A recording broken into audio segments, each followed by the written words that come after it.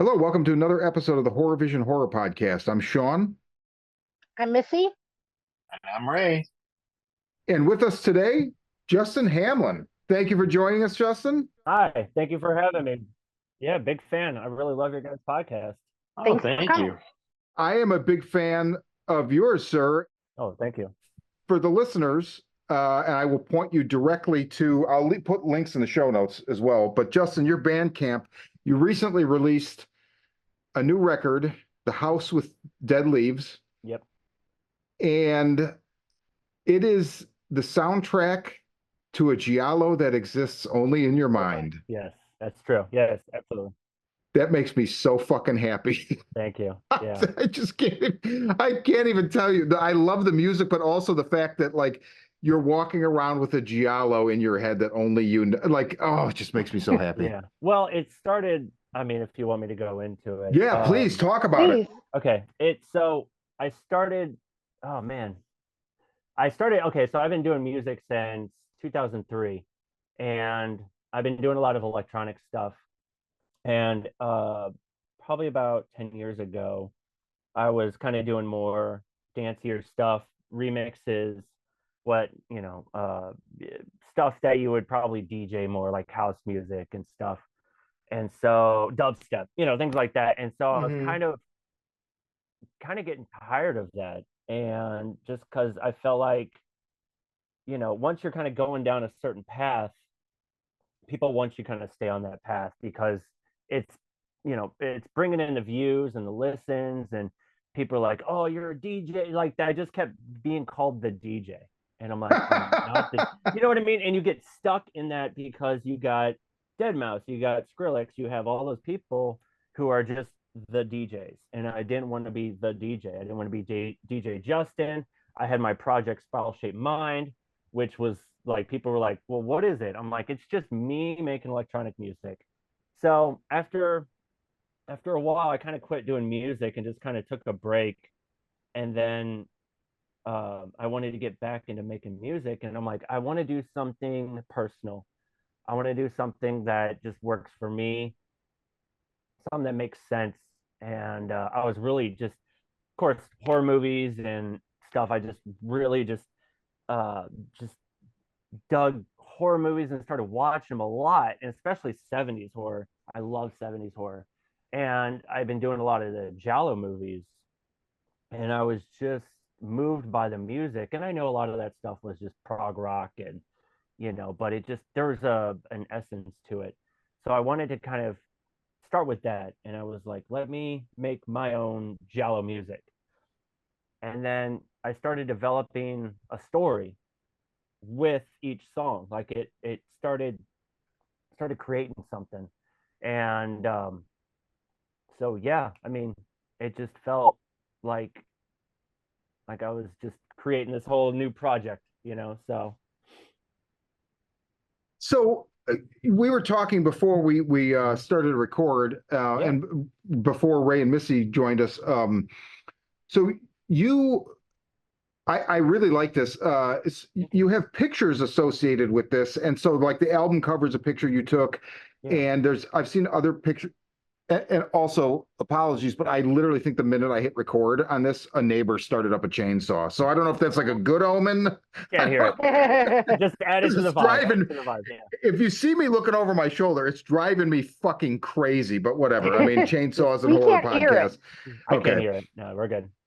So you had posted some other pictures on your Yeah. social media, and then at some point I saw you use the term, which I absolutely love and 100% endorse, and that's Midwest Gothic. So could you Yeah. talk a little bit about the Yeah, way sure. that kind of came up in your head?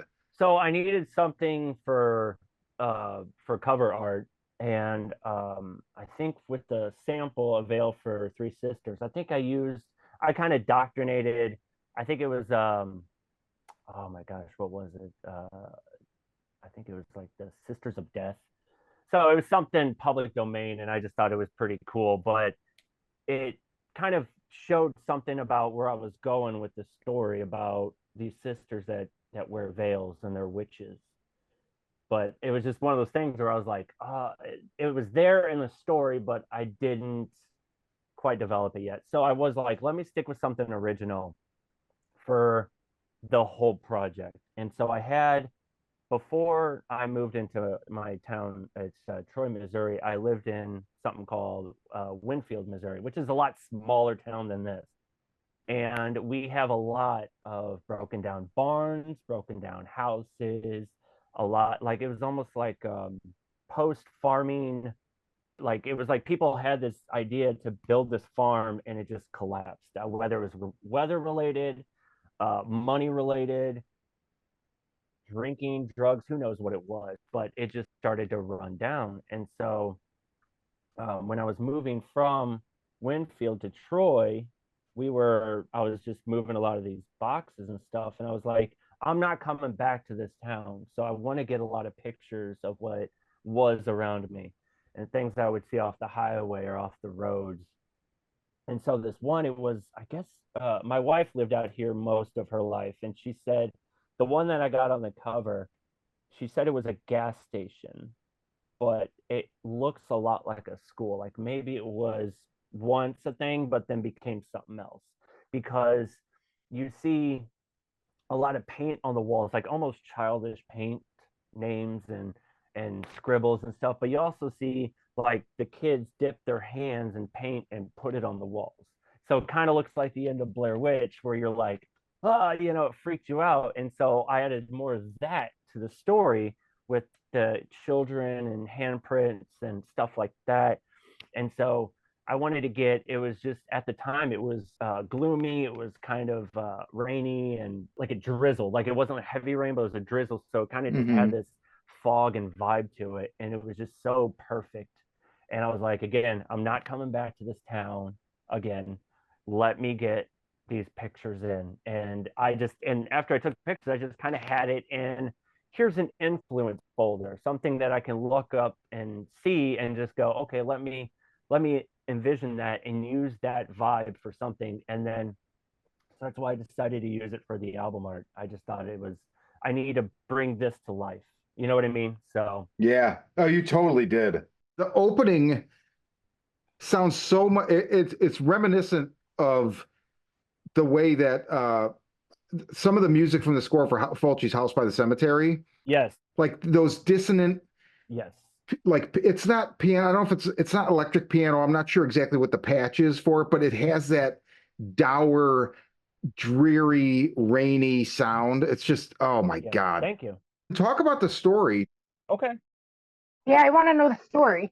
Okay, thank you. Yeah. So I don't want to go too much into a lot of the details, Okay. just because it's like I don't want to give away the ending. I have an ending that I've been developing. So what it is, Okay. it's about these three sisters, and they help out with their father, who is a priest, and there's a church attached, or maybe even next door, to a school. So it's a small town. It's small town Missouri.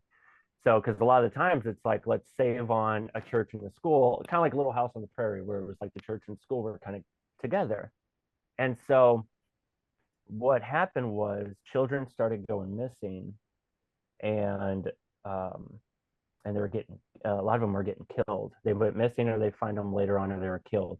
So the town thought, I'm saying thought, it was the three sisters, just because they considered them to be witches.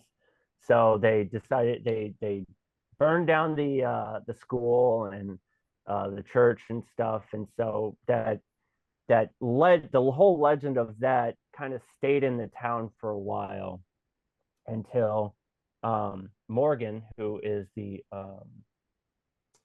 he's a detective. Every Giallo, you got to have the detective, and Yep. you got, or the investigator, or whatever.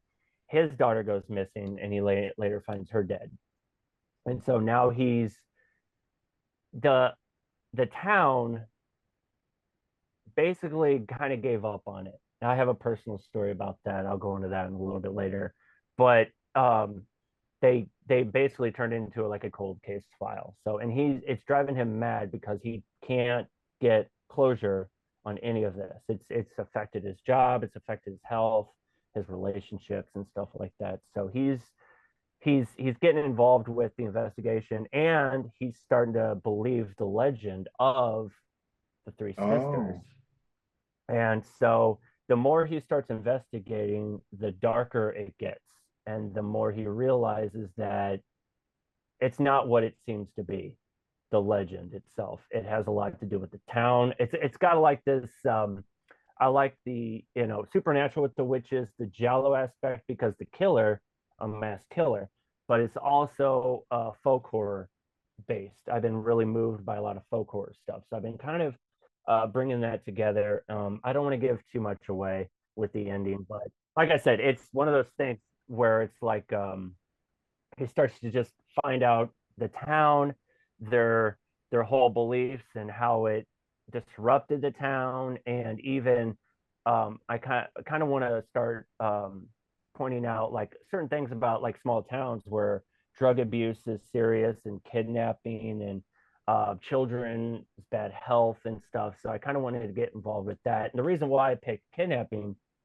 was my wife, back in the 90s, she had a cousin that got kidnapped and they Ooh. still can't find him.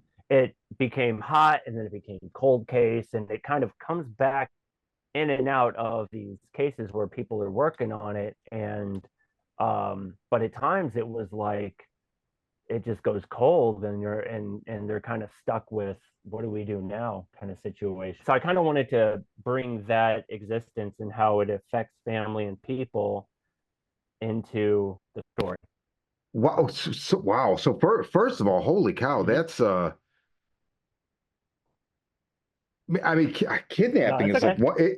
it's one of the most terrifying, Yeah. I mean, and like as growing up in the 80s, I was Hmm. very aware of it, Yeah, and definitely. Yeah. it scared me. And older I am, like I don't have kids, but I know, like I still think that that's among the worst. I mean, just humanity has a smorgasbord of awfulness to offer the No, I world, get it. right? Kind of, yeah, That's no, I get it among the worst. because it's got like I have three daughters. So it's like me and my wife are so overly protective of our kids. And it's one of those things where it's like when I was developing the story, my wife told me all these stories and everything about how it affected, her family and their life and all this.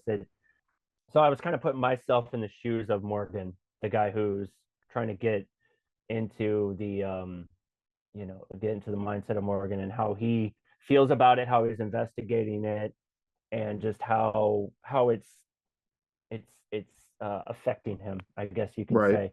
And so that's why, like, if you listen to A Veil for Three Sisters, and then at the end, "Kiss the Blood Off My Hands," I love that line. I think that was a name of a movie, but I just love the way that sounded. They both are the only ones where you hear a children's choir. It's at the beginning and at the very end, because it's almost like you want to keep the children as like in the background, or kind of keep them alive in the movie the best way you can. You know what I'm saying? So to Yeah, kind of yeah. keep that, yeah, keep Yeah. that like the ghosts of the children as a aura of the movie. You know what I'm saying? So I guess I worked backwards with a soundtrack into a story in a movie, but that's just how it made sense to me. That's all. So So, but it's cool to know that you're like developing it still so that it can be something beyond the soundtrack. absolutely. That's Right. really cool. Yeah, yep. That's what Wow. I've been trying to do. So and with the art, like you were saying earlier, I've been trying to get more pictures and maybe more video of the Midwest goth, the ones I can capture, and hopefully be turned kind of snowball an idea from music video to possibly working on like maybe a short film. So Right. It blows me away. Also because like so when I moved to Tennessee, so I'm working on one book, but then last May I don't even know what motivated it. I pulled up this thing that I had written. It's like 80,000 words that a friend and I had worked on that we ultimately like we parted ways on it. yeah, But all the stuff that I had, I'm like, because I wrote everything. So it was like we conceptualized together. So I'm like, You know what? I've had this idea for like basically a teenage Giallo for years. And I'm like, fuck it. I'm just going to change all the particulars and make this that. So that's what I've been working on. I moved it to Tennessee because when I drive around, I'm like you could totally have a Giallo in the Midwest. I mean, this Midwest. isn't exactly the Yeah. Midwest, but Yeah, you no, but know, you got a small middle town America. because you see a lot of Giallos. It's like small town Italy. You know what I mean? Yes, I know they like to exactly. use, yeah. And I can see like a lot of it's the big, but a lot of the not so big Giallos, it's a lot of small town Italy. And that's why I was like, why not make something in small town Midwest or small town, South or whatever. So Yeah. It was just cool to see that somebody else was thinking like exactly along the same lines I was. perfect. So yeah, we'll Oh have to man. collaborate on an idea. I'm telling you, Yeah, it I would be think great. this means something. So I also just want to say, like, I'm a big Barry Adamson fan, and the early Barry Adamson stuff, like when I got into him because of Lost Highway and I went backwards, yep. and I realized, like, oh, this motherfucker was making like the Moss Side Tours, Moss Side Story soundtrack, or Hmm. I forget what the other one is, and it's like, no, they're not movies. They're and he would say, like, no, they're movies in my head, and I was always like, that's so fucking cool, man. Yeah, yeah. And even like My Life with the Thrill Kill Cult, they Yes. originally wanted to be a movie, but then they were like, well, while we get the funding and figure that out, let's make a band to do the soundtrack. I love And them. I love them so much. Yes, absolutely. same Yeah. decades Hmm. later, it's like the Yeah. movie never materialized, but Yeah. so No, it's great because it's funny. I think they're coming to St. Like I think they're in St. Louis like today or this weekend. oh, I was like, really? oh, I had to Wow, miss it. Yeah, they're like, wow. I was so bummed out because they're supposed to be here at St. Louis soon. I was like, I missed another. Oh well, that's okay. I'm used to it. So, but I love my life. So, So before we get into and we asked you to pick a movie, and you picked one, and I'm so happy you picked what you picked because I'd never seen it. oh, it's my But favorite. before we do that, Hmm. so I know usually I'll try to remember to reiterate this at the end, but where can people find your music? Like throw out as many things that you can pimp as possible. Yeah, sure. Let me pull up all my social medias. You can find if you want to check out my Bandcamp. For like the first week, it was free. Now it's like $7. If you feel like paying the independent artist, that's fine.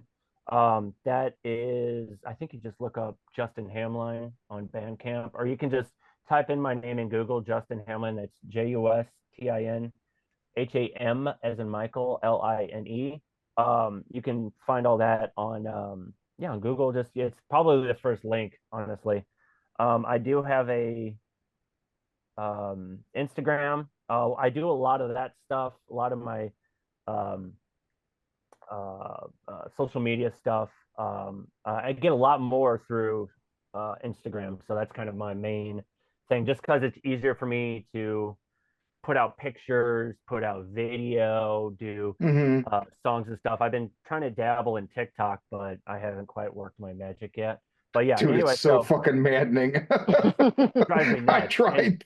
I tried it too, and I tried doing it with my own songs, and they got mad at me because they didn't know if my song was part of um part of a label or not. Like it was like they took it down. I'm like, dude, this like I'm typing, I'm like, this is my song. Like I'm freaking out. And I know a lot of other artists have been having issues with TikTok. So most of my stuff is on Instagram. It's synth punk daddy. It's all one word. And so yeah, and or I think you can just find it under Justin Hamline that way. So um I do have Facebook.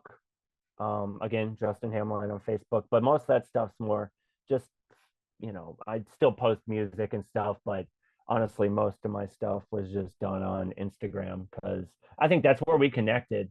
Yeah, I don't even know You and how me. we Yeah, started. I have no. I think it was Joe Bob. Maybe it might have been Joe Bob. I think it was like I'll a bet that's what it was. Life Drive-In Mutant Fam type situation, and I think we just kind of started talking. And I was listening to your podcast before you even kind of brought it up, like, "Hey, I like your album," or you were kind of like, "Hey, look, I can't wait to hear your album and stuff." But I was listening to your guys' podcast just because I was looking for a horror podcast to listen to.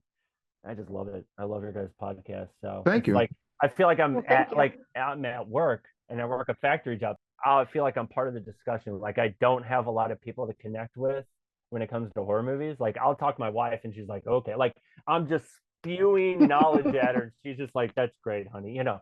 So I know the when I feeling. listen to you guys, it's Yeah. like I'm part of the discussion. You know what I mean? So it just felt good to be like you almost like feel like part of a community. So I felt so Yeah. honored when you're like, hey, be part of the podcast. I was like, thank you. Oh, Just fuck like, yeah, dude. We'll have you back. We'll talk Yeah. horror yeah, again. no, I appreciate it. Thank you so much. So, but yeah, anyways, streaming services, you can hear it on streaming services. It's on everything: Amazon, Spotify, iTunes, whatever, Apple, whatever you use. You can stream it on there. But I've always been like, hey, try Bandcamp if you feel like throwing me an extra couple bucks, just to support an independent artist like you've done, and a bunch of other people. I just really appreciate it. So thank you. Yeah. Yeah. No, I appreciate it. I do. I mean, I use both Apple Music and Spotify, but and I still buy, Music, yeah. vinyl when I can. And for Yep. independent artists, I just like to give them the money when, That's how because I so mm-hmm. yeah, and I mean, I could totally vouch for the record. I just think it's, Yeah. Thank you. as the kids say these days, it's the bee's knees. Thank you. So No, I appreciate it. It's wonderful. It was just like one of those things where it's like I hope people can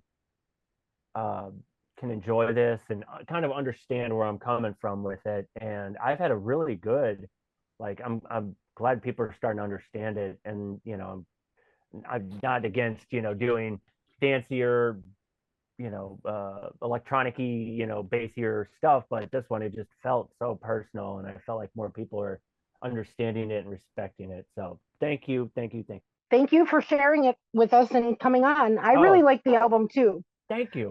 Especially the crazy percussion stuff that Yes. comes in. I think the track I like the most is called like Foggy Ride Home. Yes, Foggy it's a Ride good Home. track. Yeah, I wanted something that I wanted it to be more funkier and jazzier.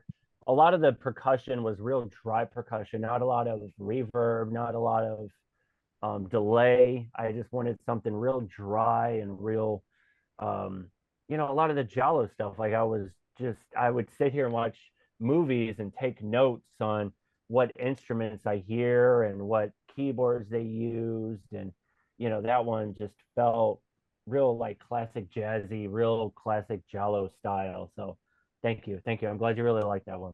Yeah, I like that one, and I mean I like the whole album, No, and thank you. I appreciate that you told us the story behind it, because I love stories in all Yeah. forms, Yeah, and thank you. Yeah. I mean my brain was just kind of making up its own story while I was listening to it. That's great. Perfect. Yeah. I'm glad it can no, that's great. I'm glad it can influence that. But I really like the last track too. The Yeah. Kiss the Blood on My Hands, Oh, yeah. That because one. it sounds like the final conflict. That's what it's Yeah. supposed to be. And it's almost like it's still sad. Like there's no Yeah. happy ending. And I mean, I hate to say it, I'm not trying to give away anything at the end, but it's almost like it's not, things are not going to be okay. You want them to be Right. okay. And as Mhm. when somebody that has been kidnapped and killed, and you're trying to get to the story and the bottom, the bottom of it, or whatever you want to call it, sometimes you're not going to want to hear what you want to hear. And a Yeah. lot of it, it's here on my bed, I'm composing everything, just sitting here with my keyboards and my brain, and it just felt so sad. And it was a lot of stuff is just in a minor, it's so sad. A lot of stuff in the middle has the jazzier, more upbeat, Death Comes in Threes. I think that had a little bit, or no, it was The Old Religion, and that one had a little bit more like dancier, like a little bit more Italian Giallo pop type thing. I just wanted something to kind of put in there. And but a lot of it just came out. Like it was almost like I regurgitated the sadness into this music, and it just was kind of building for a while, because I felt like when you're a musician and you're struggling, and everybody wants your remixes and the hits, and just make something catchy and snappy, and you're just like, I'm not feeling that. And it's like, and you're kind of building this something, and it all came out with this project, and it just felt so good. It was like cathartic, you know. So That's That's awesome. awesome. thank you. So we asked Justin to pick a movie. And Justin, what did you pick and why? I picked, oh, so beautiful, Driller Killer. Driller Killer has such a history with me. I bought it was a box collection. I think it was through Best Buy, back when Best Buy used to do physical Media. media, and it was 50 movies in one. It was a box, and I think I still have it over there on my shelf. And it's 50 movies, but I think it was on like 25 DVDs or something. And it was like one movie on one side, another movie on the other, and these were all just public domain movies. And so I'm just going through them. You got your usuals, your Night of the Living Dead, your White Zombie, your the Devil Bat, whatever. But I saw Driller Kill. I was like, what is this? And I put it on, and it was so punk. It was so raw. It was pre Giuliani New York, and it just was like I just was like in heaven watching that. It just like I have such a punk vibe to me that it just was like, oh, I just felt wonderful, and it just stuck with me, and I could watch it anytime. Like I could just throw it on, and I'll just leave it on, and it's just so beautiful. I love that movie so much. So Out of all of us, Ray, you had previously seen Driller Killer, correct? Yes. I saw it about maybe 2 years ago or so when it came on Shutter. Talk about why, because I knew all I knew was it was Abel Ferrara, and I remember that Stephen King had mentioned it when I read On Writing. He had mentioned it, and I also knew it was on the Video Nasty, the infamous 72 movie Video Nasty list. So I always thought it was going to be something way more akin to like Nightmare, with the whatever, I forget what the other title for Nightmare is. It's like Delusions in a something, whatever. But that's not what it is. But so, what did you think when you watched the Driller Killer? First of all, did you like the Driller Killer? Um, I had problems with it, but Okay. you actually, I'll explain what I mean by that. When I say that, because what you said the other day in a text kind of made me rethink it. Okay. The first time I saw it, it was problematic to me, and it was because I got the griminess. I thought that was cool. The punk element is really fun too. But the thing that kept bothering me was the I forget the name of Abel Ferrara's main character, but the way he Reno. keeps getting Reno Miller, yeah. pissed. Thank you. The way he keeps getting pissed at his girlfriend, or like the punk band that won't stop playing upstairs. And then his solution is like, well, I'm just gonna go kill another homeless person. And I was like, what the fuck is him with homeless people? And I kind of got like that part of it was probably just that like late 70s, early 80s, like there's just so many homeless people all around in New York, and it probably is grating. It's probably like I live in Los Angeles, and like Sean used to live in Los Angeles, so he can speak to this, and he also comes out for work and has to occasionally stay here. There we have a problem with homeless in Los Angeles, greater than I've ever seen. Like I've lived here my whole life, and like you go down streets in LA, and like you go past spots, and like there's just multiple tents of people just living on the street, like tents and garbage surrounding it. It's becoming more and more of an issue where like there's just parts where like you just know I'm not going to try and walk down the street in this part of Los Angeles because there's just going to be homeless people camped out. And so you know that you're going to have to probably walk out into the street and not walk on the sidewalk. There's just no way to do it. Um so I get that there's probably a undercurrent of anger about God, look at they're just everywhere. Like it's almost like I don't mean to sound You mean, could but like say it. almost I know what you're. No, go ahead. Yeah. like a vermin issue I knew that's what you were going to almost. say. You're not Yeah. wrong. I No, you're mean, not wrong. because I mean, it's like I think it equates easily with like because they were one of the news program, no, one of the news like channels here had a ongoing story for like a month about a year ago where they just kept going and talking about all these homeless encampments, and equated very easily with there was a rat issue in that in like downtown parts of the downtown Los Angeles, because there's like trash and everything. So we just had so many more rats in LA than we've ever had before. So like they were really pressing the mayor and the city, like, clean this up. We now have a homeless issue and we have a rat issue. And I think the two of them run together, and like whether you like animals or not, at some point you're going to start to hate rats. So at some point, whether you like people or not, you're going to be like, "Look at all these fucking homeless people." So I kind of get that, like, yeah, he's probably dealing with that anger and rage. But then Sean pointed out something to me that I hadn't thought about in watching the film, and I went, "Oh, maybe I need to rewatch the film," which I haven't had a chance to. But give it with that thought in mind, which was, I said, God, he just keeps killing homeless people instead of like getting pissed and going like, "I'm gonna kill that fucking man," or "I'm gonna strangle my girlfriend because she keeps driving me crazy." And that was because he can get away with it. And I went, "Oh, what an interesting Yeah. sociological take on it." So I was like, Yeah. okay. So I was like, I didn't think about it that way. I'm gonna have to rewatch it because I went, oh, and I think I think I could find the text message because I was like, what an interesting response. Like I immediately texted him back. You said, wait, are you suggesting a deeper meaning of frustration in the modern world that manifests itself in violence perpetuated against innocent bystanders simply because the system is so broken that evil committed against those society simply labels a nuisance as forgivable? Interesting. I was like, Yes. I was like, I literally had to read it 3 times to know if that's what I was suggesting. I was just like, no, the guy that's living on the guy living on in the cardboard box under the fire escape is going to be a lot easier to kill than your girlfriend or the band next door. Well, but Right. but I took it to mean that I think I think it's something you're getting at with that concept, which is that like, yes, you can get away with it, but two, I think you have a point, because at no point in the film, if I remember correctly, do you hear about like the police trying to go out and find this guy who's killing homeless people with a drill. Like it's a forgivable sin because it's almost like he's like the rat catcher, if you will. Like, oh, well, that guy's taking care of an issue that we didn't that we aren't getting rid of.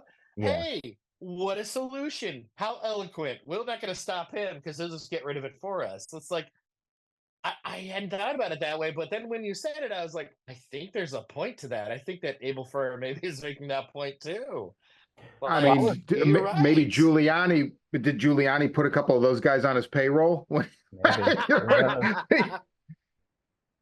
I was wondering if it was something deeper, because at the beginning of the movie, he's in the church and you hear when he freaked out, his girlfriend was like, "How did he have your name and your number in his pocket?" And I was wondering if that was his father, and if his father became homeless, a wino, a drunk. Oh, dude, I had figured I knew there had to be a connection with the father because I feel like they draw part of the line there, but they don't go all the way. Yeah, they don't go all the way, but it's subtle, and you're like, and he's just like, oh, some wino, some drunk. Like he has so much hatred for his dad and how he's become. Like it's almost like he's at the beginning of his sort of downward spiral where he all of a sudden got he's not doing well with his art, and all of a sudden his dad shows up in some church, and then all of a sudden things just started going into shit. So I didn't know if that was his way of kind of killing what's festering inside of him, because one, he's not doing well with his art. Two, he's close to being homeless. He's losing his phone. He's about to lose his house, his electricity. Yeah. He has no food, and his girlfriend is basically paying for everything through alimony, and then it's almost like he's trying to kill what he's about to become. You know what I mean? If that makes sense. Yeah, that makes total sense. But yeah, that's kind of what I was kind of jotting down in my notes, I was like, well, that could be it. You know what I mean? I don't know. He doesn't, even with Abel, he's so cryptic, even through commentary and his interviews. You're just like, Right. So. Missy, what do you think? All right. I had never, this was the first time I ever watched it either. I'd never seen it before. And I'm glad we watched it. I had a bit of a disconnect with it, but I think part of that was because I wasn't familiar with it. I hear the Driller Killer and I think like Slumber Party Massacre. A lot Right. of people So do, yeah. Yeah. I think I did it a disservice because I thought it was going to be a slasher, and that's not what I got. Okay.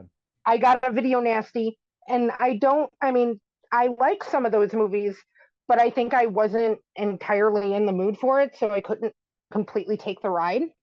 It has a lot of stuff in it that I love. Like, it's got good 70s grit. I love that punk rock DIY feel to it. Death by Power Drill, and that he's inspired by a commercial for a portable battery pack from 1995. Like, there are, like, Yes. I'm watching it feeling like I should love it, and I didn't, but I mean, I'm glad we watched it. I'd watch it again. I thought it was really interesting. Like, so it almost has like a cold open. Like, I had to check to make sure when I watched it that it started at the beginning because I was like, the fuck did I miss? I thought it skipped ahead, and I felt Yeah. that way at the end too. I thought I missed something because then Tubi goes to an ad and then it comes back and it's the credits, but I don't think I did. It just has an abrupt ending. Yeah, it does. That ending is fucking amazing. The ending is very cool. God. But right away I was like, oh shit, I could totally see the DNA for the bad lieutenant in this movie, like instantly, right? Like, and that's like what Justin was saying. I love that 70s, like mid to late 70s, early 80s New York that was not safe, and 42nd Street and all that shit. And so I have a friend, he's older than me, he's in his 60s, and he's from New York. And he had at one point, we talk about the Stones, and my favorite Stones era is when they're like right around that time. It ends with them in New York. And whatever we're talking about, he's like, what? Like, how many times you been to New York? I'm like, I've been there twice, but like, that's not why I know what I know because of the music I listen to and because of like Martin Scorsese movies or not specifically Martin. I mean, there's other stuff, and Bad Lieutenant would be one of them. And this has that too, where you get before the change, right? Before it gets cleaned up and Manhattan becomes. Yeah, exactly. It becomes a gated community. Now, everybody in New York is like, it's a gated community. There's no gates. The gate is the price tag. Yep. So I love, and dude, I didn't know Abel Ferrara was the fucking lead. Like, I had no clue. He is so fucking 70s New York. He changed his name. He was like, I didn't want, so yeah, he's as the actor, he's someone else, but he didn't even put his name as the actor. He just changed it to some, surname or whatever, So. Yeah, I forget what it is. And then like the whole thing with the band where I'm like, oh man, like who is this? And it's like a fake band, Tony, Coca-Cola, and the Roosters. Yeah. It's so, all of it is so on the fucking nose with that era and that place. Yeah, I love that band. And it was funny, one Halloween, I was talking with my wife, and I was like, if I dress up like Driller Killer, you got to dress up like Miss 45 and the whole nun outfit. And if you've seen that, then you know what I'm talking about.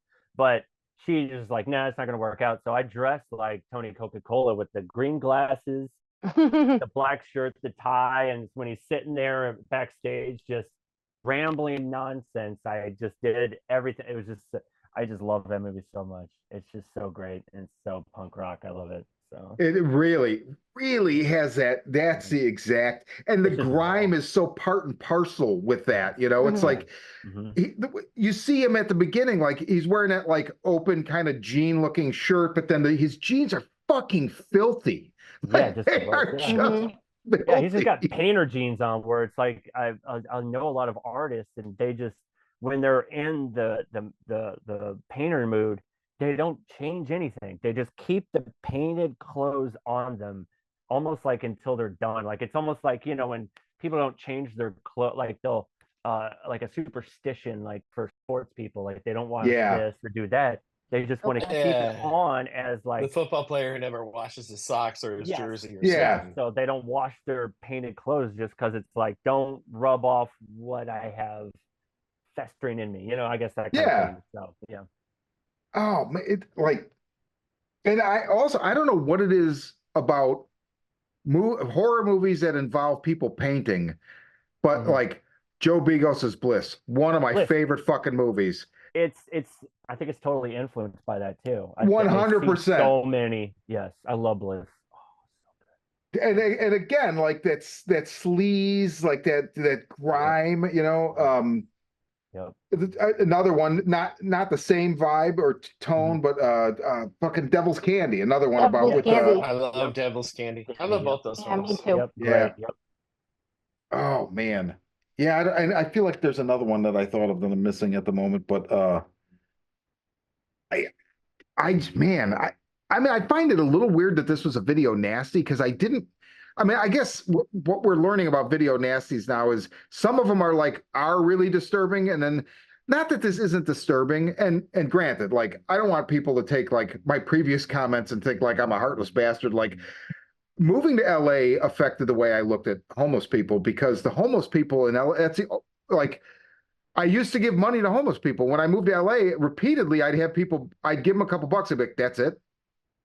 I'm like, Oh yeah, yeah. like, are you fucking kidding me? Like, really? Yeah. So, and dealing with homeless people's when, Ray and I worked at this Borders where it was like, we I went just to had an Borders. issue with homeless people and it was really rough and it rubbed a lot of my empathy. I tend to be a pretty empathic person, but it rubbed a lot of my empathy for homeless Yeah. people right Yeah. the fuck out of me. Oh, And yeah. really a lot of the problem is really Right. California. And that was weird because I was one of those, like I'd go to St. Louis and try and do what I can to help out because most of them are homeless vets out here in St. Louis. And we would kind of just bring some chili, and maybe if we had like a coat drive going, we would just kind of come out, and especially when it's cold. So, but a lot of it was, kind of help them out. But I know I know for sure that the homeless is a lot different out in New York and LA than even in Missouri. But a lot of it, even we'll get some out here in a small town where they'll be right off the highway, just holding signs or holding a gas can. Like, hey, I'm like, I can't give you gas. You know what I mean? Like, I was like, I Yeah. can barely make it to work on gas, and you want me to pump some gas? No, I can't do that. I'm sorry. Yeah. So, no, I get it. It can be, I don't know, well, and Yeah. I mean, I can just to help you out, Sean, like because like I want to make sure that people don't understand you're not a completely No. bastard Yeah, too. no. I mean, I can name 3 homeless people that used to frequent Borders. One of them was this guy Charles. I used to talk to him. He was a kindly old guy. He was a little bit confused on how he understood things, but he was in denial about that he was homeless because I once said like, well, you're homeless, Charles, and he was like, I got a home. I just like to come here, and I'm like, okay, Charles, sure, but then there was a lady who I think her name was Fern, if I remember correctly. Yeah, I remember She Fern. was nice enough. Sometimes she would talk very loudly out loud to no one. And one time I had to go up and tell her, like, can you, just speak quietly to yourself? And she was like, I'm not talking to myself. I'm talking to everyone else. And I'm like, who else are you talking to? Like anyone that was walking by, pretty much. And finally, like the store manager got frustrated and called the cops. So they took her away.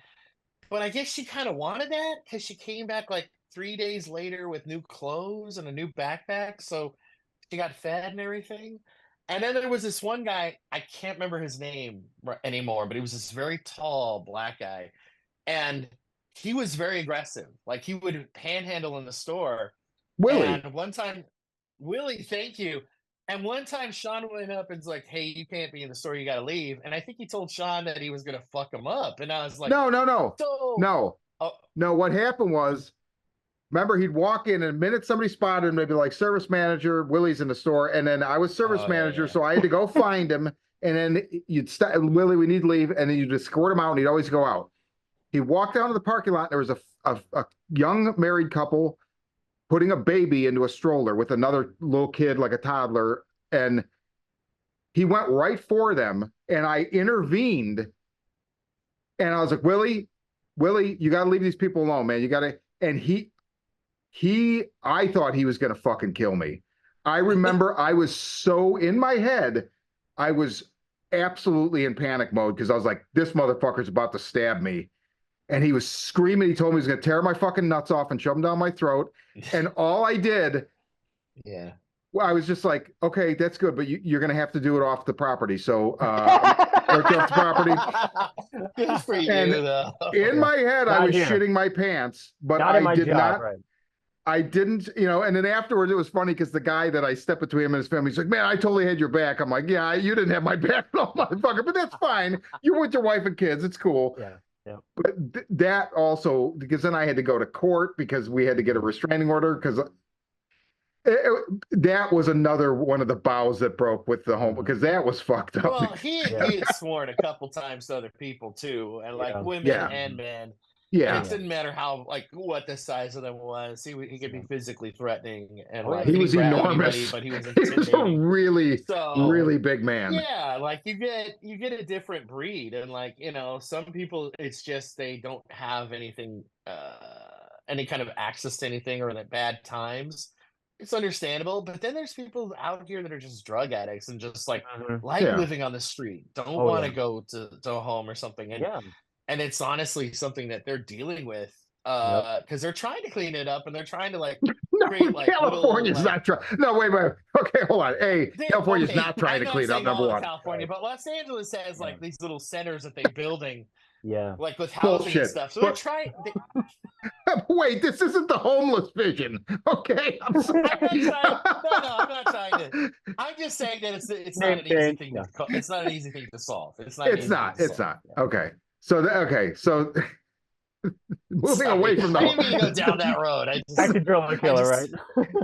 Back to Driller Killer. But it also did remind me. I love when I see something and I'm like, oh my God, I know this influenced that. I'm a big fan of Mike Barron's the original ongoing Punisher regular series from the 80s. And I think it's issue 9. There's somebody going around fucking killing homeless people. And I think it's in that, I feel like it's a stockbroker's son or something, but I'm like, oh, this was totally influenced by the Driller Killer. So now, like, fucking almost 40 years after I read that comic for the first time, I fill in a piece of, I mean, I love that kind of thing. I don't know. Yeah, absolutely. Yeah. No, I could see that too. So I love the buffalo painting. Like, I love that he's full of all this rage and he's painting this thing that's supposed to change his life, and it's a giant picture of a buffalo. Yeah. I think I was kind of overly dissecting this movie a little bit. Okay. Oh, that's cool. And I was looking into buffaloes, and a lot of people, when they paint something, a lot of it's in their mind or in their dreams, and they say buffalo in dreams means power, and they point at a certain point in your life that needs more attention. Oh. I don't know. And then I even looked into the rabbit, because he got the rabbit and killed it. Right, the rabbit. Rabbits often symbolize hope, a new beginning, prosperity, love, comfort, imagination, and fertility, and he kills it. He kills the rabbit. So he's just putting every bit of killing his hope, his prosperity, his love for his girlfriend, any bit of comfort, imagination, and he's like killing this new beginning. You know what I mean? So, well, it's already dead. I mean, the landlord gives it to him dead, but so people don't think that like ripping it apart. He's ripping it apart, and it's it's pretty gross. The meat off of it, yeah. Yeah. So on the rabbit, I had to back it up because I'm like, did I just see that? And it's only one time. Yeah. Do you guys notice the weird scene where there's like somebody in a giant stuffed rabbit hat or mask? I mean. Yeah. Yep. What the fuck?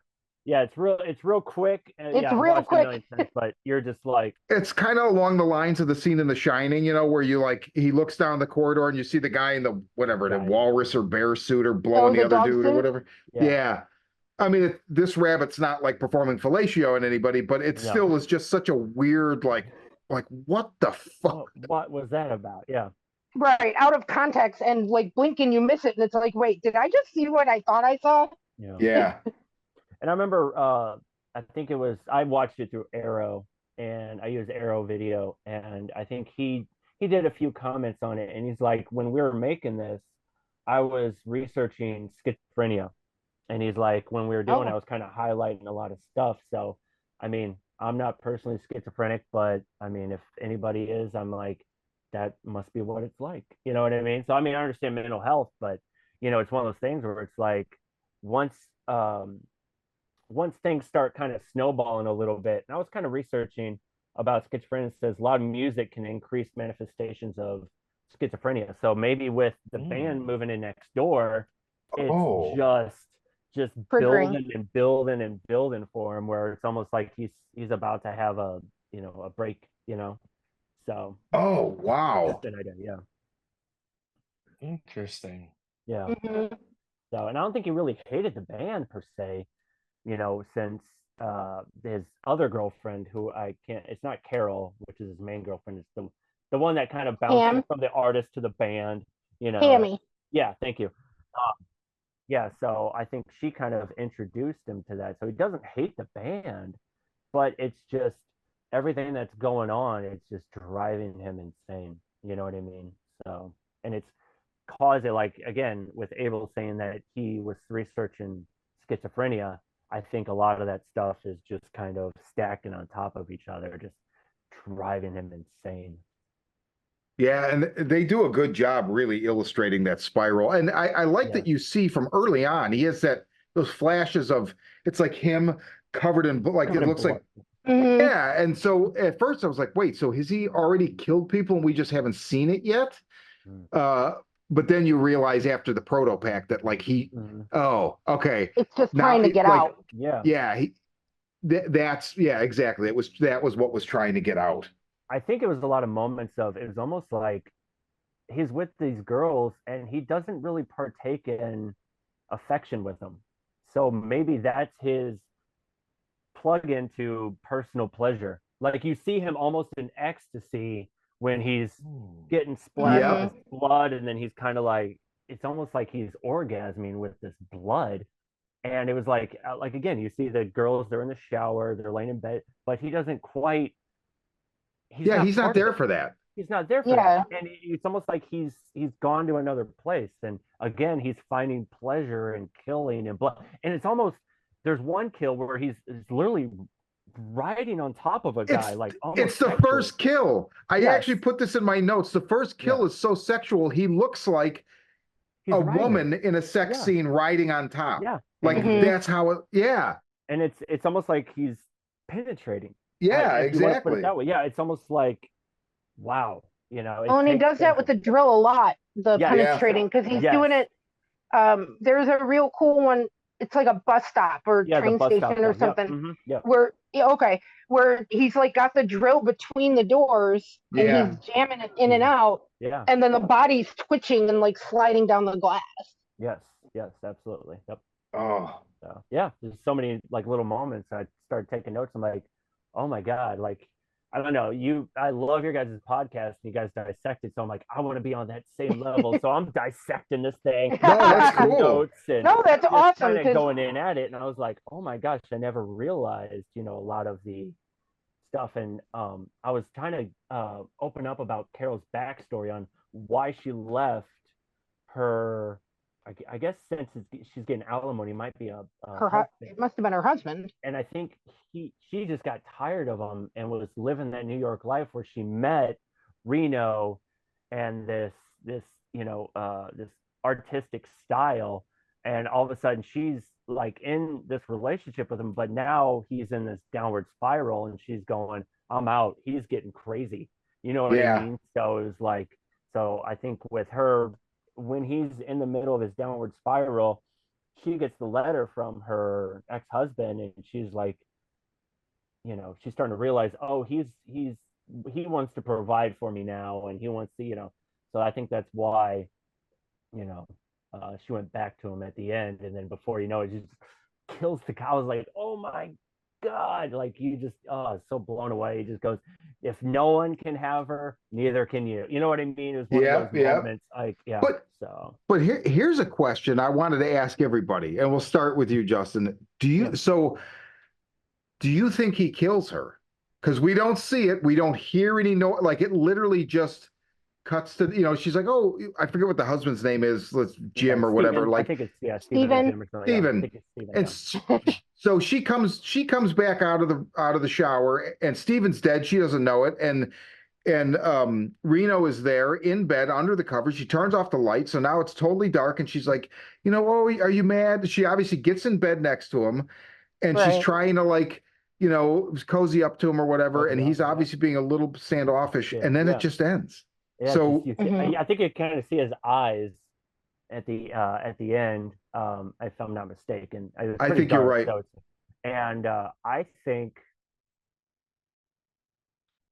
think he does. I think he's reached his inevitable end where it's like just get everybody. And like I said, if he had no problem killing the art dealer, his main way of income, and his Pam, and I'm surprised he didn't kill the band, but that's, I guess, Yeah. why kill Tony Coca-Cola? He's amazing. But Yeah, right. I honestly think he does. I think he does. So Missy, what do you think? I think he does too. Um, Especially, I mean, it's going to get to a point where she's going to realize that he's not Steven, flip her shit, yeah, and start fighting back, and then he's going to have to kill her. yeah, I think so too. And I think she's the person he's most angry with. That's why she's Yeah. last. Yeah. I mean, except for the band, and he decided not to. And I think he's too far gone. Yeah. Yeah. Like, He he's might go all back the and way kill in the now. band. He might go back and kill the band. Please don't. I mean, Please don't. he'll probably kill himself too, but Yeah. I mean, I don't think there's any outcome where she doesn't die in that situation. I think When Okay. she, Ray, what do you think? You think he kills her? I'm gonna lean towards yes, but I'm not certain. I'd really have to rethink it. I mean, I feel like the answer is yes. They just do it's like the Schrodinger, it's perfectly Schrodinger's cat where like before we look in the box, we cut it, right? So it's a Right. lot like Rave, to quote one of your favorites, Inception, where like, is it I gonna was just thinking wobble? that. And you don't know. So yeah. it's the Mhm. perfect place to stop the movie. Yeah. Right. Yeah. Because I feel like we don't even need to see it, because there is no way that she's not going to be like, Reno, it's you. Oh, you killed Steven. Oh, that's fine. Like, Right. it's just not going to happen. I mean, I don't think. I mean, he's just such the fucking prototypical artist, where it's just even like the whole thing where he starts yelling at her about like, you don't know shit about anything. I love that line. That whole monologue where it's like, you don't know shit about art. You know how to eat. Yep. You know how to shit. You know how to bitch. And you know how to like. It was just. I love that. I've used that line in a concert just to have it in between songs. Oh, that's cool. Yeah, and I love it. But I'm not saying I'm one of those kind of artists, but once you're in the zone and things just start not looking well, Yeah. it's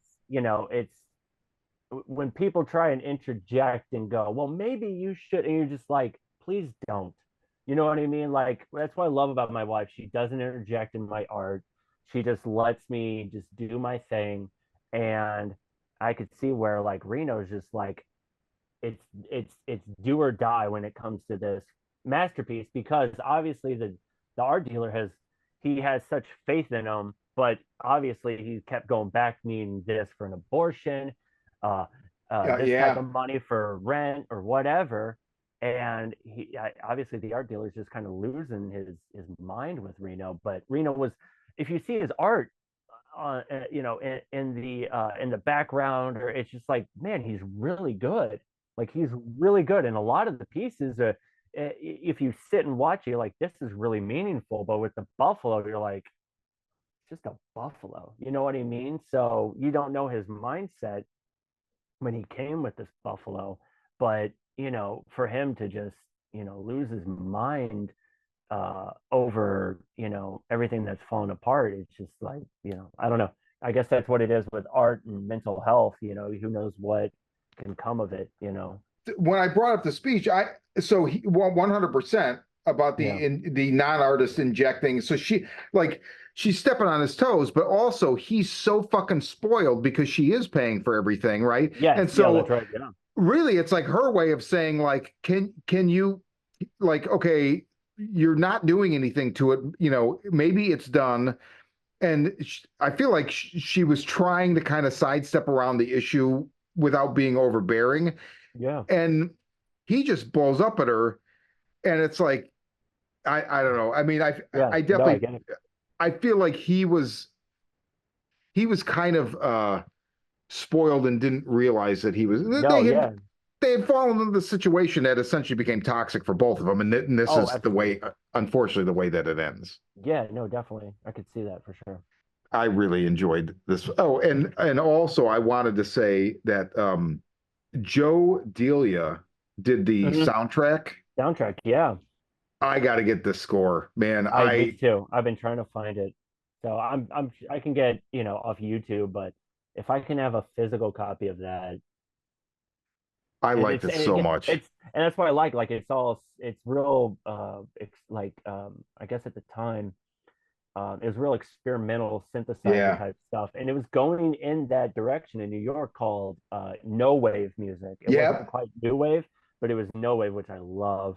Yeah. And it seems like everything I kind of pick was like, oh, it's because it's got a good synth soundtrack to it and stuff like that. And one thing I wanted to write down, that's why I love this movie. At the same day, same month, same year, Unknown Pleasures came out with Joy Division. That same day, Oh, that wow. movie Oh, and that album came out the same day, same year, and it was just like the punk and post punk, and it was just like, I don't know. I just thought that was so fascinating when I looked into that. I was like, that is so that's very cool. cool. Yeah. So Wow. Historically speaking, that is very interesting. And also the no wave stuff, like that is the New York of that era. I like Teenage Jesus and the Jerks, and yes. even Yep. like I kept thinking, like, at first, before I looked up the composer, I'm like, did John Lurie from the Lounge Lizards have something to do with this? But he didn't. But then later he's in, I knew him and Ferrara had to know one another. And Yeah. there's a movie I had I forgot about, and it came onto my radar a couple months ago for the first time in years, and I forgot about it, and this brought it back, and that's New Rose Hotel, which William Gibson wrote with Abel Ferrara, and Ferrara directed, and it's like Walken, Defoe, and Asia Argento. Yeah. Oh yeah. Yeah. Um, I definitely I got to see that. Yeah. Definitely for sure. All those three. Yeah, he likes working with a lot of those. Like a lot of. Yeah, He's one of those directors that uses the same crew, like Tarantino or like Spike Lee and all that. They like yeah. using the same. So you'll see Walken, William Defoe. Uh, uh, geez, I'm drawn. Um, Keitel, yeah, Harvey Keitel. Thank you. Yeah, Nice. Keitel. yeah, yeah. Sorry. But yeah, No, they no, that's like okay. using those same people. Yeah. So, but to see Asia Argento, that would be cool. Just to have that as something, I'd like to see Yeah. that. So. Any closing thoughts on Driller Killer from anybody? Just that Um, I'm glad we watched it, and thanks for sharing your favorite movie with us. Thank you. Thank you for I will revisit it in a couple months when yeah. I'm in the mood for it, and I think it'll click better. It's so good. It's such a great movie. So because I went on Arrow and I was just rewatching the ending and like yeah. through the credits and like Yeah. I can't. I'm gonna give it a rewatch too after the conversation because I want to get fresh eyes on it and like with this I think part of it is like Missy said too was that when I first watched it I was expecting more of like a Slumber Party Massacre kind of film and then I was like, what is this? So I do feel like I need to give it a rewatch. But a funny little thing that I just never maybe I missed it the first time. Maybe just don't remember. What's the last thing at the end at the credits? Do you remember this? I thought it was. I think it's like it feels like a joke. What is it? Dedicated to New York City, the city of hope in quotations. I guess I missed Oh, I that. didn't That's see that, great. but I watched it on Tubi. Right. And it, No bullshit. It's the last thing you see in the at the end of the film. I Oh will. my god. Let me see if I can pull it up for you. I was like, what? What the hell? Are you kidding? If that's a joke, it's fucking fantastic. I'll put a screenshot in the YouTube version Yeah. of this episode. During the public domain version, it says play this film loud on the beginning, but on Arrow it doesn't show that. And I have Oh. a T-shirt that says okay. that has Thriller Killer. I probably have it in the wash, but on the back it says play this film loud. Oh, It's that's real punk awesome. rock looking, yeah. I Oh, love it. that's cool. Yeah. So okay, so what else? What else? Let's do a little bit of the old round robin. Ray, what do you got? What have you seen lately, my friend? One, I finished Moon Shadow today. I started watching it last night and I got through most of it, but I had to stop. But that's a pretty good film. You mentioned it last week. Yeah, I I've liked been it quite a wanting to bit. Wait, see Moon it. Garden? Moon Garden. Garden. Sorry, Garden. Moon Oh. Garden. Okay. My bad. Yeah, Moon Shadow's the old J.M. DeMatteis comic book, or DeMatteis, you. whatever. I liked it. I thought it was really interesting. I like the look of it and like the effects and how they did that.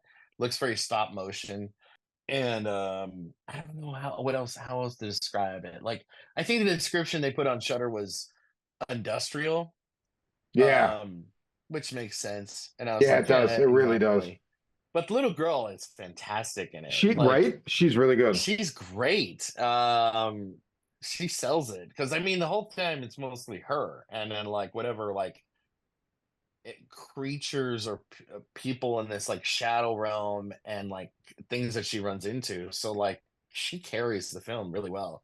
The only thing that I thought was a little bit odd was that, and I don't know if you noticed, I'm sure you noticed this considering you, the way that it was edited, Mm-hmm. like I couldn't.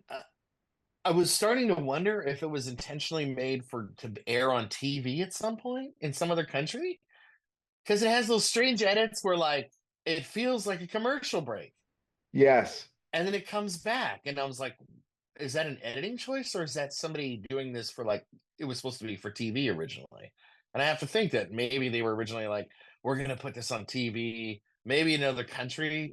It feels like the kind of thing that would have shown in like maybe Europe or Australia or something like that, considering like some of the horror that we've watched from other countries. Say, I was wondering if there was some. I mean, it could be right, but a lot of it seems to pay homage to a lot of these real dark, made-for-TV movies that were made like in like the late '80s and '90s that I noticed, and I didn't know if that was like, well, let's pay homage to that. Let's make it feel like it's cut into a commercial, but it's not. You know what I mean? Because I off the top of my head, I can't think of anything, but man, some of the darkest shit was made, like The Witches and Return to Oz. I think you guys brought a lot of this stuff Yeah. up last Yeah, podcast yeah, when I was yeah. listening. Is that it really does feels like it took something from like another time and another era and just kind of brought it into the modern. And but yeah, I mean, I think I kind of agreed with you guys last episode when I was listening to it at work. I was like, when you got a kid and you imagine your kid in that situation, it's hard to watch. It was hard to watch for me just because it's like, I don't know, you just felt for the kid, and I got a daughter of my own, it's just like, oh, it's so gut wrenching, you know. So Also, like I felt like there were touches of like what's his fucking name? The guy that used to illustrate all of the Sandman covers. Oh, Dave McKean. No, Dave McKean. thank you. So yeah, Dave something, yeah. I feel like there's that element of like I like that they use the word industrial because there is that element of the whatever the landscape of where she is definitely like the remnants of an industrial whatever, but then also I don't know, it definitely gave me, I would definitely classify some of Dave McKean's art as having an industrial tone to it, and it has a similar, because it's just a hodgepodge. It's like, What's that one art style where you just take different items and put them together and macrame. So yeah, it has that. It I has don't think very I don't think it's macrame. I don't think it's macrame. it. I'll take Macrame it. is tying knots. Yeah, Oh, okay. macaroni What's it art. called? Macaroni art. It's macaroni I art. think just mixed media is what you're looking for. Yeah. There you Mixed go. media. Yeah, I think Mixed that's media it. is Mixed what- media. yeah. Missy, you'll totally dig it. I should have recommended you watching that the day that you watched stop motion. You came home and watched Mad God, because as much as I like Mad God, I feel like it's a better double feature. Did I say Moon? It's Moon Garden. It's Moon Moon Garden. Garden and it's on Shutter. Yeah, Moon Shadow stuck in my head. Missy, what have you seen lately? Well, I just saw stop motion um a few days ago. It's still in the theater for. I mean, check your theaters. My theater has still had it for a couple days, but it's only like one showing late at night. Um, Otherwise, for anybody who misses it, it will be hitting Shutter on May 31st. But I did get to catch it in the theater. And I was surprised because it was like 10 o'clock on Sunday and there were like 12 people in the theater. I expected it to be like just me, Yeah, like it usually is. I fucking love that movie. It's like nothing we've really seen. And it movies like that are the reason that I love movies. Like it's independent and unique and grotesque and beautiful. And for anybody who doesn't know, it's the movie. It's a live action movie with a stop motion story mixed in. It's about this woman who's a stop motion animator, and her mom used to make movies. She's helping her mom finish the movie. Her mom dies, and she just spirals, and everything gets blurry between the real world and her world in the story.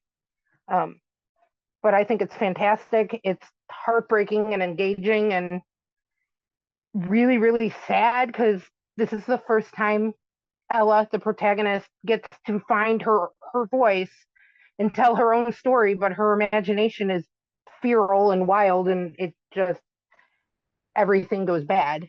that's a good way to say it. I still got to see that one. That one's on my list. It's so good. It had such a small run. Like I just Yeah, it was still at my AMC this week. I don't know.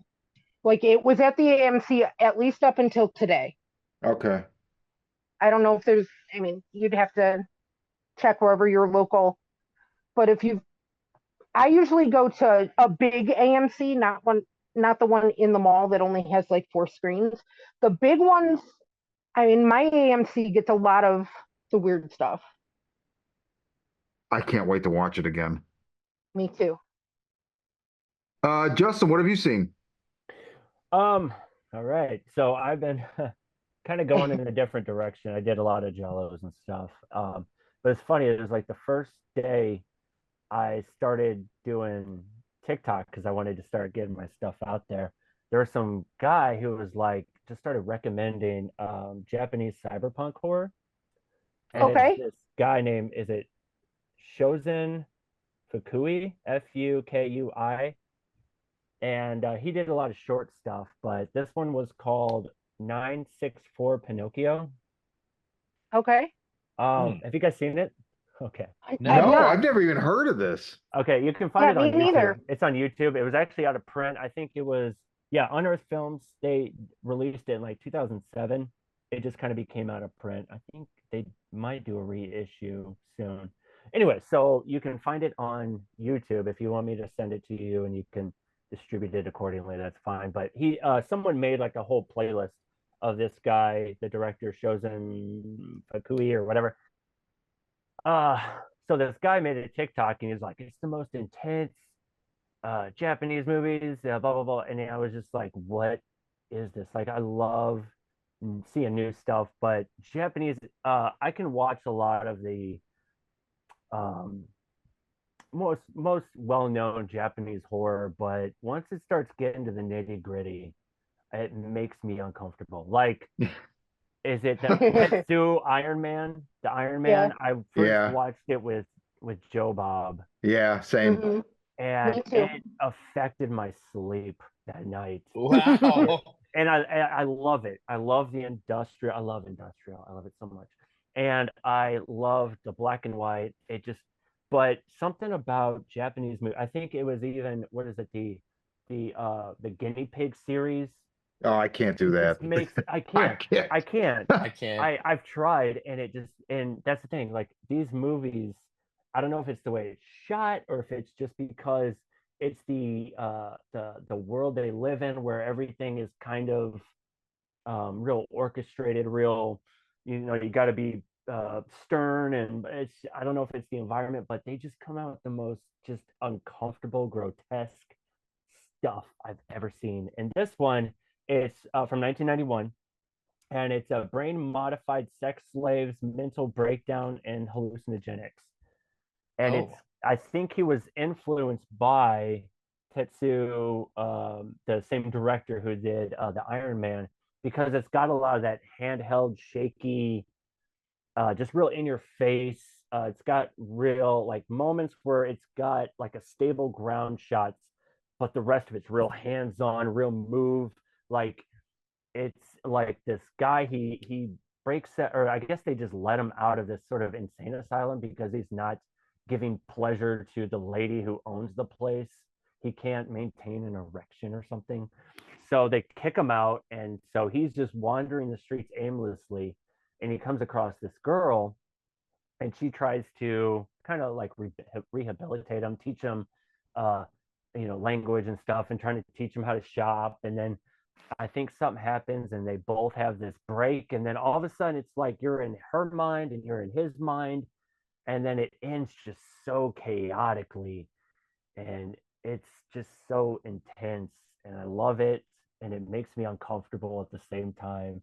And it's almost like it was meant to be a short, but he wanted to make a full length, so a lot of it's just like these are just really long shots of people walking and talking, and it's just like, okay, but it's still one of those where it's just like the camera work. The guy who's the director, he was actually a Japanese noise artist before Okay. he started doing his own shorts. So you kind of get that, I like anything, that's strange and music wise. And I like Japanese noise. No way am I going to dabble in it, but I just like it. And they kind of just bring that into this world. And it's just real intense. So I'll have to send it to you guys so you guys can check it out if you're feeling the vibe of it. So What is the title again? it's called 964 Pinocchio, Pinocchio, and it's from 1991. And the director's Shozin, Shozin, and I think it's Fukui, Fukui. Okay. Uh, I've never heard of it. I mean, I'm with you with I'll never forget this. In 1995, I went to see Mr. Bungle on the Disco Volante tour at the Chicago Metro. Love And them. the opening band was then a fairly new band. I'd never heard of them, Melt Banana. Male Banana. Yep, love them. And I saw them with the Locust. So yeah.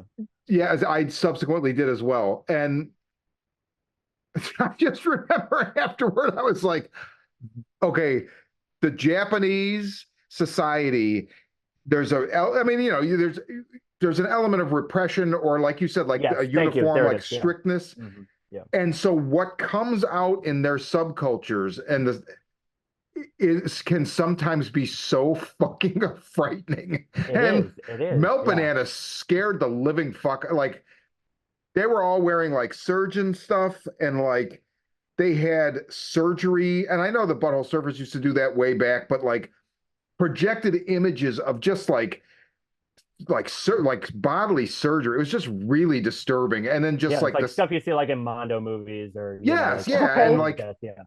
the music was so blast beat noise, like just, and I was like strobe lights. I was like, what the fuck is happening right now?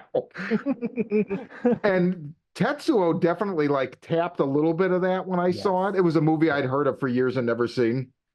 If I remember correctly, reading about a little bit about Tetsuo, like on Wikipedia and stuff, that the director, like this part of the reason he chose the soundtrack for like the punk rock aesthetic. So he's also trying to be grimy and dirty. And Interestingly enough, Justin, I was just looking up that 964 Pinocchio. I found it on YouTube, but I Yeah. was looking up the information on him online, Mhm. and he worked on Tetsuo.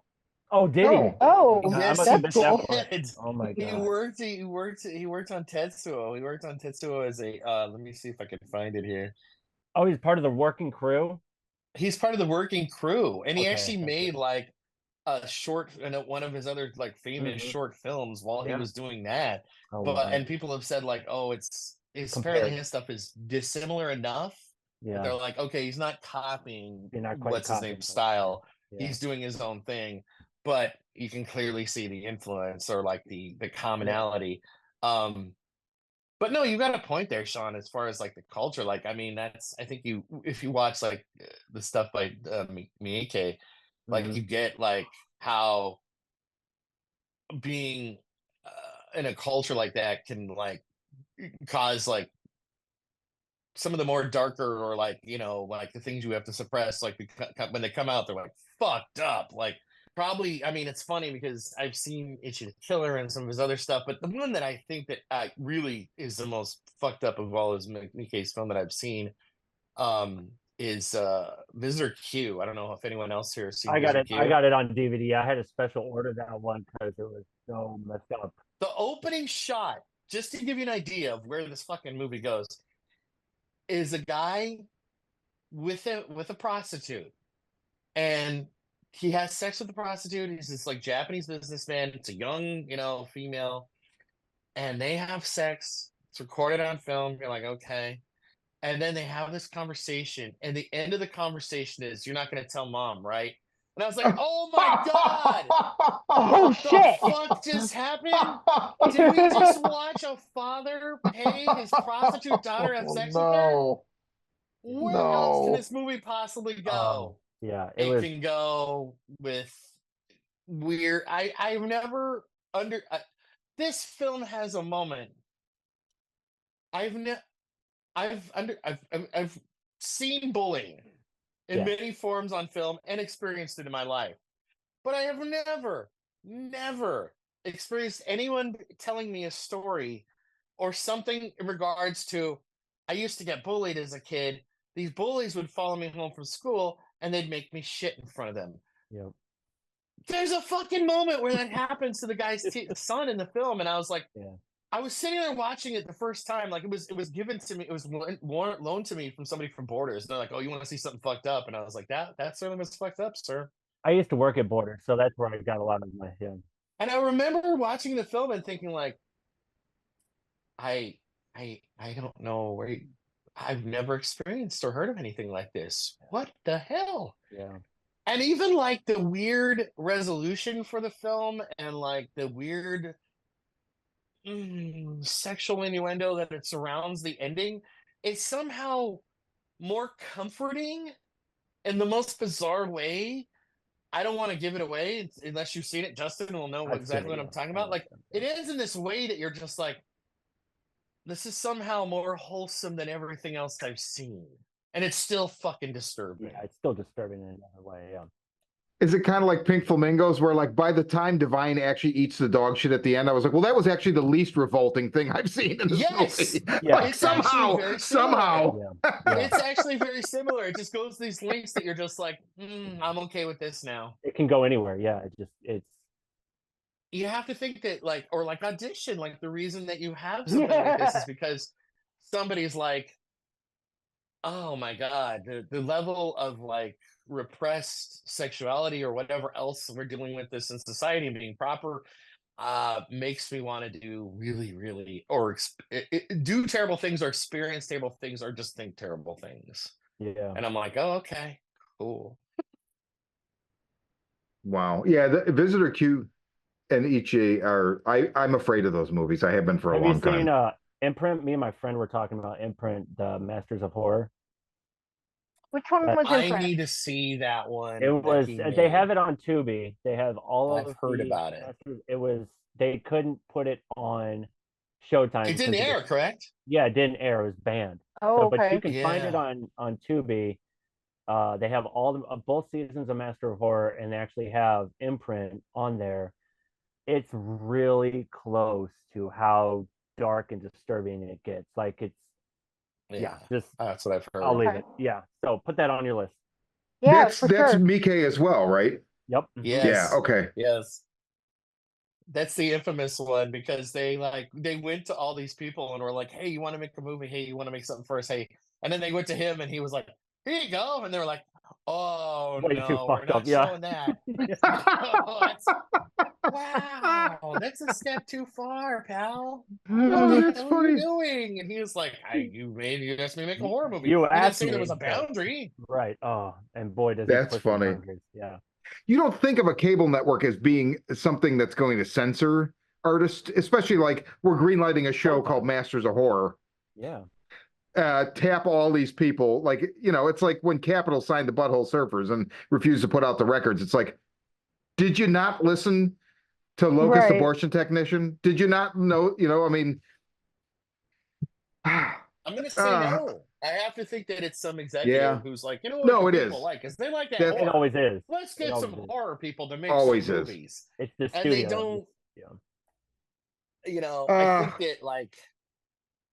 I think that I think the answer is that it's like somebody who says like let's have somebody make some horror and it's like Mhm. Halloween and like Yeah. Texas Chainsaw Massacre and then somebody goes here's Saint Maud and you're like, oh, you want me to show that to regular Right. people Right. Yeah. without a warning? This is Right. so depressing. Like, yeah, but it's still horror. It's still horror. Well, careful what you ask for, Mr. Executives out there.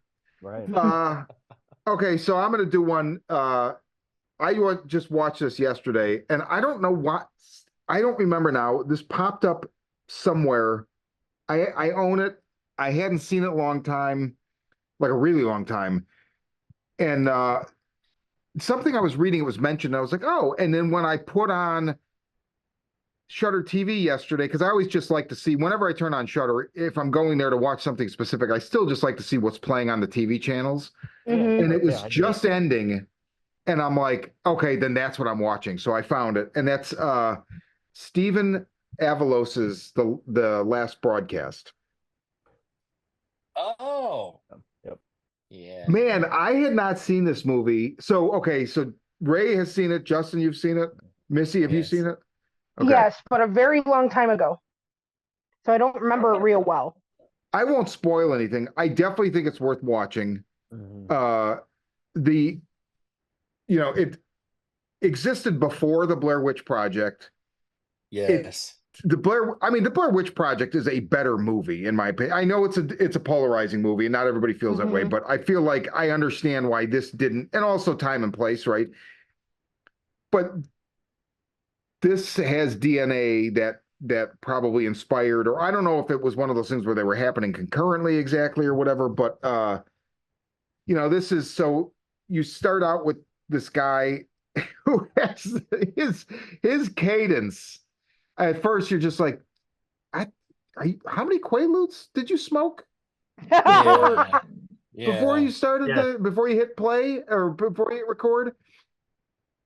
And so they introduced this idea that he's making a documentary about the Jersey Devil murders, and so it's these two guys, and it's the writer directors of the actual movie, Lance Wheeler and Stephen Avalos, who play Locust Wheeler, I think, and Stephen. I think I'm saying that wrong, but so basically, the story of the movie is these two guys have this cable access show in the late '90s. I think it's '95, called Fact or Fiction, and the show's kind of kitschy and it's kind of goofy and psychic phenomena, this and that, and then somebody suggests through the IRC, the Internet Relay Chat, which is what an effective, because when you hear the fucking way, so it's like somebody types in the question or the suggestion, and then they air it on the show using a voice or a text to voice converter. And this is 90s technology, right? 90s, So yeah. it sounds like the fucking devil. Like, Yeah.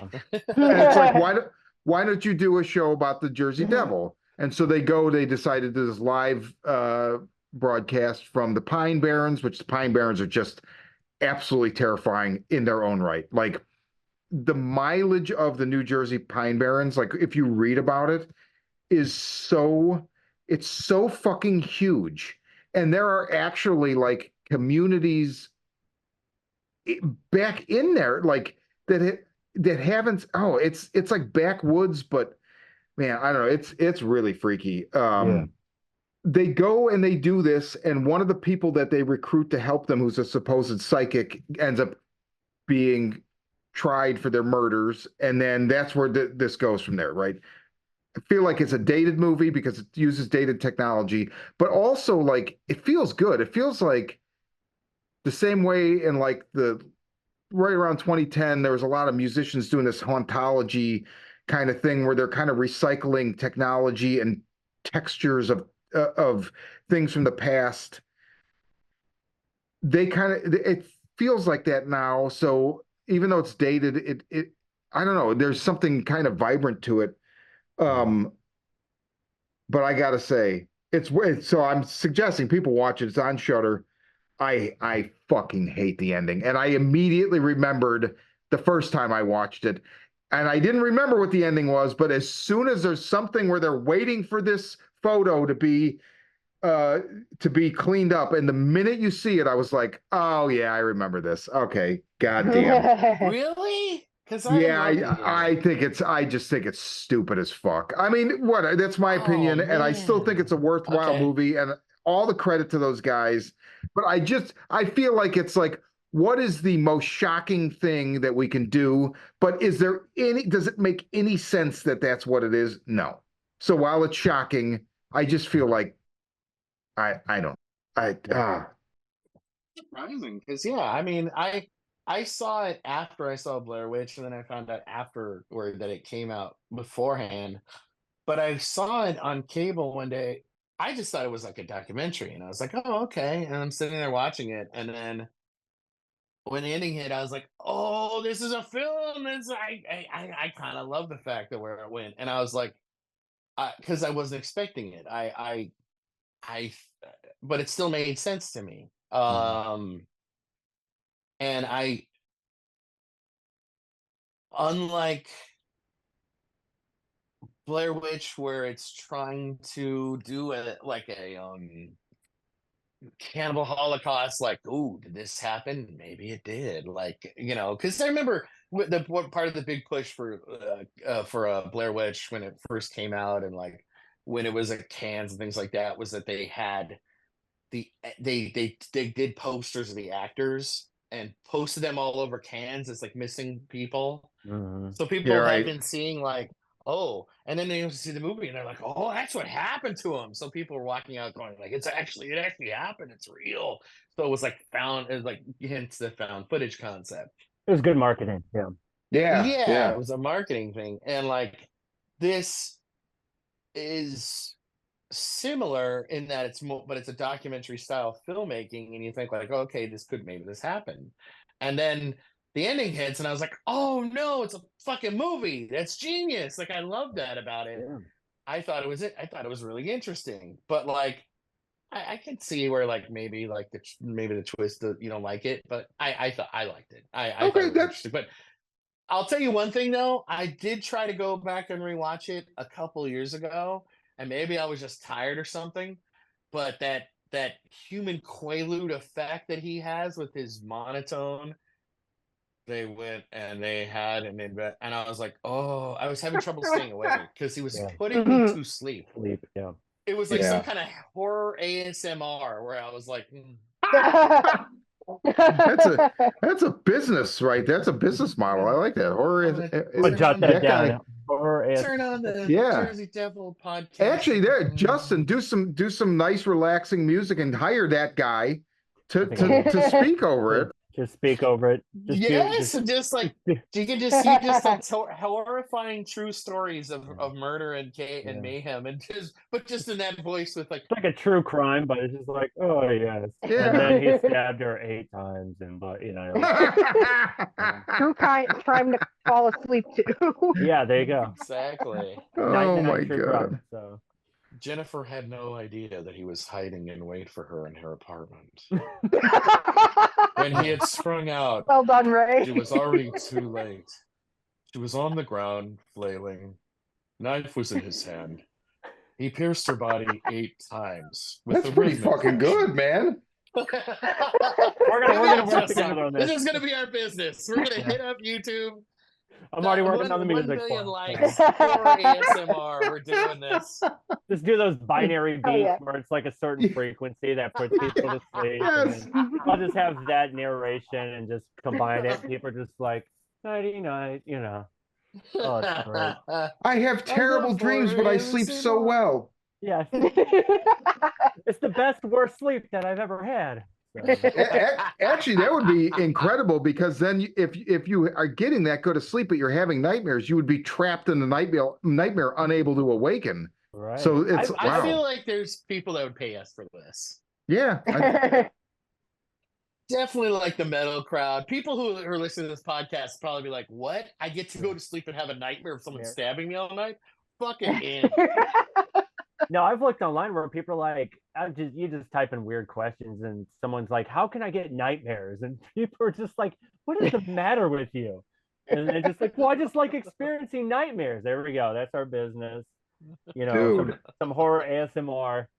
So true crime with binary beats playing in the background. So Well, I just speak in a monotone.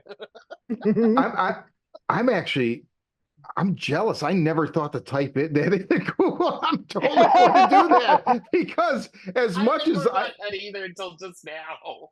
Like, you know, there's times that I've had some nightmares that nightmares are like, to me, it's like a bad drug experience where I'm able to crack part of myself off and observe it, and then later, once the traumatic experience is over, be like, wow, it was really fucking interesting. But when it's happening, that's, you know, it's not as easy to do that. But anyway, well, okay, so I say we wrap, but Justin, so again, people should check out your Bandcamp. The album is The House with Dead Leaves. Yes. And it's on Bandcamp. You can also listen to it on the streamers, but I would implore people, go and support it. You know, in Bandcamp, you can listen to it and then you shell out the money, right? Yeah, so it's not like I'm kind of doing this where, you know, if people want to buy it or donate money, I want to try and at least create some vinyl copies to sell, because a lot of that art that I have, that's the aesthetics of the Midwest Gothic type style, I want to use that in the cover, where you'll be able to open up the vinyl and then there'll be another picture there, and then maybe some notes, and you know, possibly if I start working out the story, maybe the story can be an insert of some sort, you know, something like that. So I'm kind of just working on this idea, but you know, it's one of those where it's whatever money I get through music, I put it right back into the music. So I don't know, like I'm a big vinyl collector, and I like having, like, we were just listening to the Downward Spiral because it was the 30th year anniversary, and I have the vinyl, and I like opening, I like the feel of it, I like the inserts, and then Trent wrote this whole thing on the inside about like, I think it was like the 20th year anniversary when they re-released on vinyl. So I like I mean, Coffee Book is great. I wish I had more like more pictures, but I want to use whatever I'm going to do next is as like a short film or a music video, something to kind of go with, you know, a song or whatever, which I was kind of snowballing a few ideas. But with the pictures I have, it would be great to just have that cardboard sleeve, just listen to music and just kind of thumb through and just get the vibe of it through that. You know, I kind of want that old school style with the vinyl. So we're the Horror Vision, and we'll be back soon. And in the meantime, go listen to The House with Dead Leaves. Thank you very much. Thank you, guys.